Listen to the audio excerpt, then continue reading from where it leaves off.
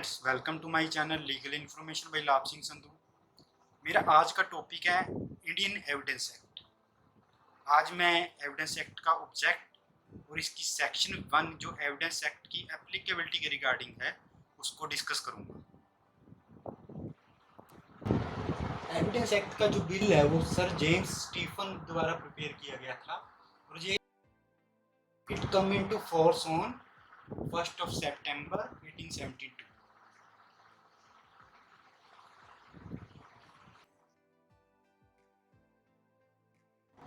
Indian evidence act का पहला object है फैक्ट। अब एविडेंस एक्ट में कोई भी फैक्ट रेलिवेंट होगा या कोई भी फैक्ट एडमिसिबल होगा, ये कहाँ पता लगेगा? ये एविडेंस एक्ट तय करेगा। मतलब कौन सा फैक्ट रेलिवेंट है या कौन सा एडमिसिबल है, ये एविडेंस एक्ट ने बताना है। जैसे part 2 of evidence act, it deal with relevancy of evidence, and section 136 of evidence act deal with admissibility of evidence। तो एविडेंस एक्ट ने बताना है भी कौन सा फैक्ट एडमिसिबल है, कौन सा फैक्ट रेलिवेंट है। जैसे कि for example communication between husband and wife. मान लो हस्बैंड ने क्राइम कर दिया, वाइफ को उसका क्राइम के बारे में पता है क्योंकि हस्बैंड ने by way of communication wife को बताया। आप कहोगे ये एविडेंस बहुत ज़्यादा रेलिवेंट है, बट ये एविडेंस एक्ट के अंदर एडमिसिबल नहीं है, क्योंकि एविडेंस एक्ट में इस तरह की एविडेंस एडमिसिबल नहीं है। Similarly communication between advocate and client, it is also not admissible though it is relevant. So evidence act तय करेगा भी कौन सी एविडेंस रेलिवेंट है और कौन सी एविडेंस एडमिसिबल है। नेक्स्ट है असरटेनमेंट ऑफ ट्रूथ। कोई भी फैक्ट है, अगर अब आपके पास फैक्ट तो आ गया, अब फैक्ट ट्रू है या फॉल्स है ये कौन तय करेगा, कैसे पता लगेगा? मान लो एक विटनेस आके स्टेटमेंट दे गया, अब विटनेस की वेरासिटी कैसे टेस्ट होगी?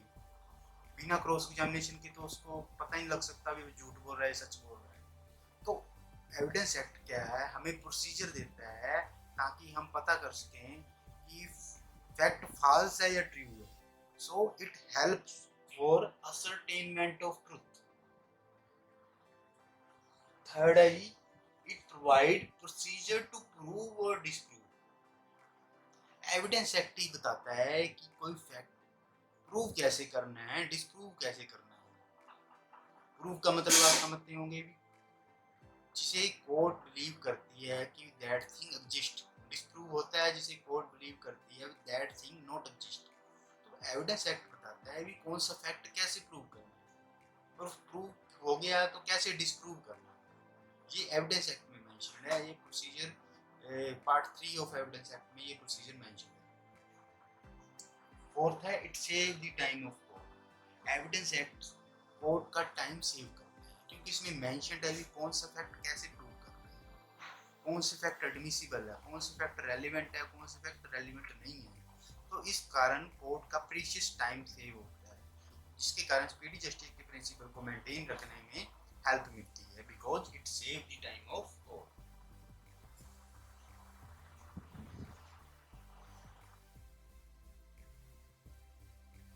एक्ट कौन कहाँ कहाँ पे एप्लीकेबल होगा? It applies to all judicial proceedings. Second, it apply to court martial, but इसकी एक्सेप्शन है, it does not apply to court martial under Indian armed forces act, naval discipline act, air force act.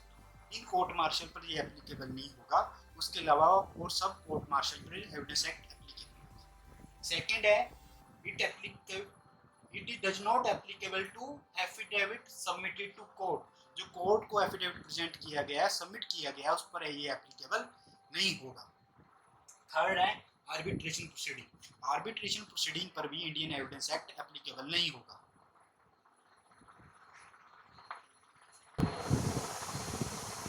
Next है meaning of judicial proceeding. Judicial proceeding का meaning क्या है? Judicial proceeding का meaning है which determine the jural relationship between the parties. Jural relationship क्या होगी? Jural relationship का मतलब है which is related to rights and liability of the party. So judicial proceeding वो होगी जहां पे कोर्ट डिटरमाइन करेगी relationship regarding rights and liability of the party. इसका एक और मतलब है जहां पे भी कोर्ट अपनी डिस्क्रिशन एक्सरसाइज करेगी वो भी जुडिशियल प्रोसीडिंग होगी। सेक्शन 2I ऑफ सीआरपीसी में भी जुडिशियल प्रोसीडिंग का मीनिंग समझाया गया है। It means where evidence is legally taken on oath, जहां पे भी जो एविडेंस है वो ऑन ओथ ली जाएगी वो जुडिशियल प्रोसीडिंग हो।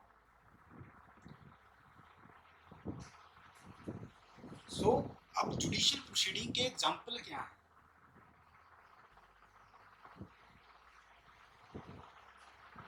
जुडिशियल प्रोसीडिंग एग्जांपल कौन कौन से होगी? Petition under section 125 of CrPC, execution proceedings, inquiry under section 145, 97 और 340 of CrPC, proceeding before industrial tribunal.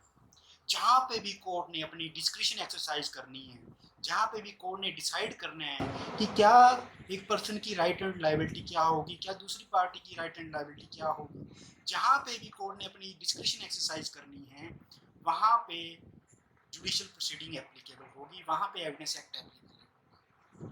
अब नॉन जुडिशियल प्रोसीडिंग क्या होगी? नॉन जुडिशियल प्रोसीडिंग वो होगी जहाँ पे सिर्फ एडमिनिस्ट्रेटिव ऑर्डर पास करना हो।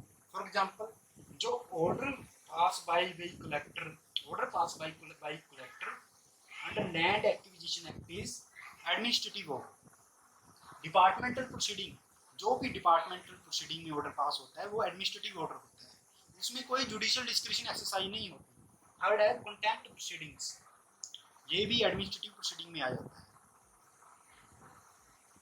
तो आपने सिर्फ इतना ध्यान रखना है कि जुडिशियल प्रोसीडिंग वो होगी जुडिशियल डिस्क्रिशन एक्सरसाइज होगी, और नॉन जुडिशियल प्रोसीडिंग वहाँ होगी जहाँ पे कोई जुडिशियल डिस्क्रिशन एक्सरसाइज नहीं होगी, वो सिर्फ एडमिनिस्ट्रेटिव ऑर्डर होगा।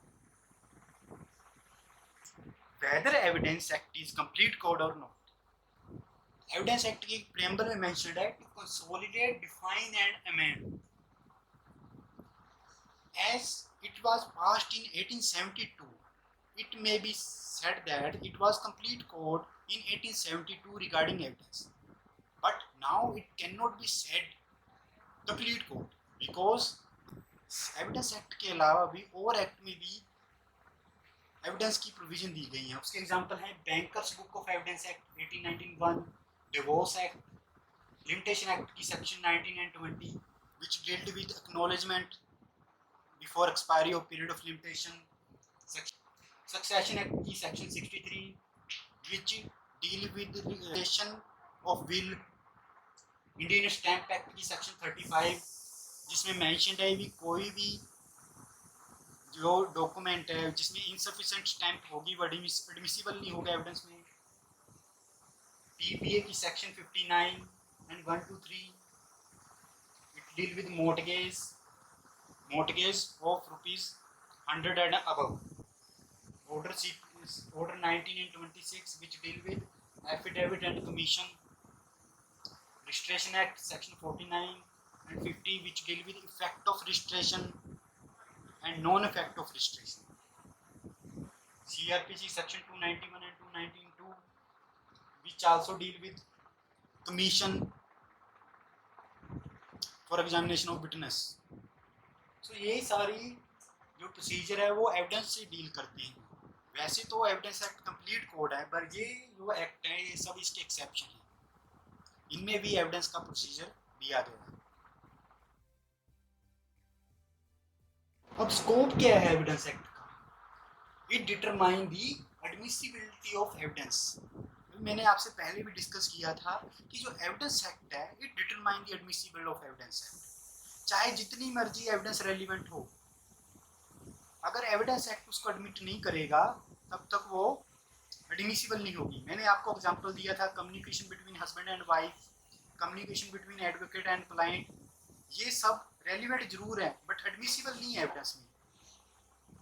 ये सब एडमिसिबल तब होंगे जब एविडेंस एक्ट उनको कहेगा भी एडमिसिबल है।